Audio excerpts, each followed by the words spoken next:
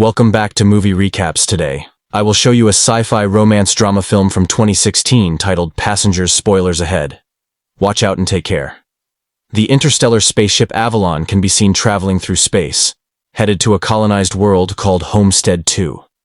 All of its quarters are empty. The vessel is on autopilot. The 258 crew members as well as the 5,000 passengers are in hibernation.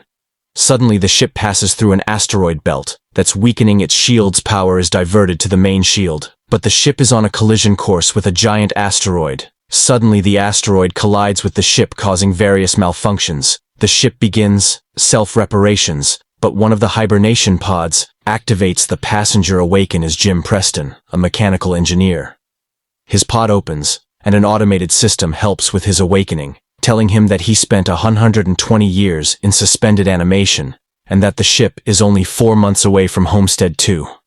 He's told that he will be able to spend that time enjoying the luxurious aspects of the ship. Jim receives instructions about his ID band, his cabin, and the primary activities he's to take part of prior to the arrival on the planet, excited and nervous to meet the people on the ship.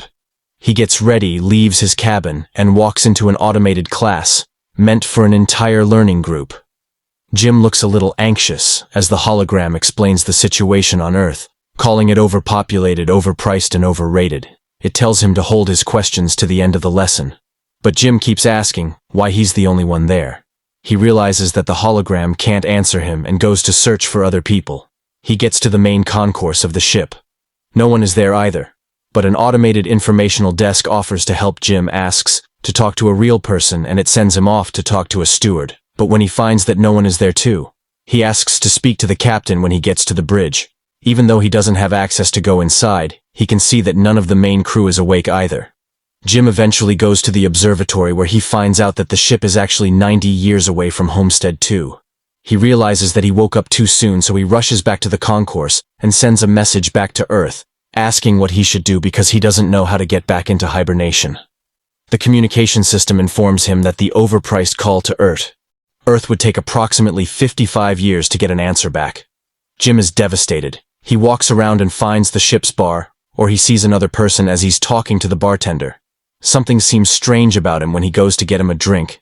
Jim realizes that he's an android. It's called Arthur. Jim wants to find out more information from him, but he can't even explain to the android how it's possible for him to be there ahead of time.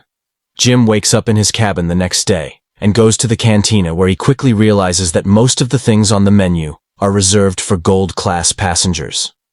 Only he gets his plain coffee and tries to figure out how to fix his hibernation chamber. After he gets all the tools, he manages to get it operating and lies down inside of the pod, but nothing happens next. He decides to use the tools he found to get into the crew's hibernation chambers. That doesn't work.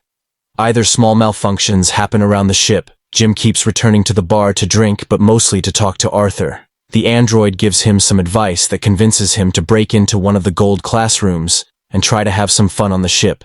Jim tries all the restaurants, the games, the entertainment system, but as time passes, he becomes even more miserable to be there alone. One day he gets drunk and wanders around the hibernation pods when he stumbles into an airlock with spacesuits designed for spacewalks. Jim gets into a suit and goes to the airlock, pushes a lever, and then the button to release the airlock door once outside the ship. He's mesmerized by the view. He's the only conscious human being. Experiencing that moment in time, Jim releases the magnets on his boots and floats in space, feeling devastated. He comes back inside, takes off the suit, but goes back to the airlock without it on. He pulls the lever, ready to end it all, but changes his mind in the last moment, runs back inside, and slips on a bottle. Jim stands up and is instantly drawn to a woman in one of the pods named Aurora. He searches for her files in the directory and listens to her passenger interview. Becoming enamored with her,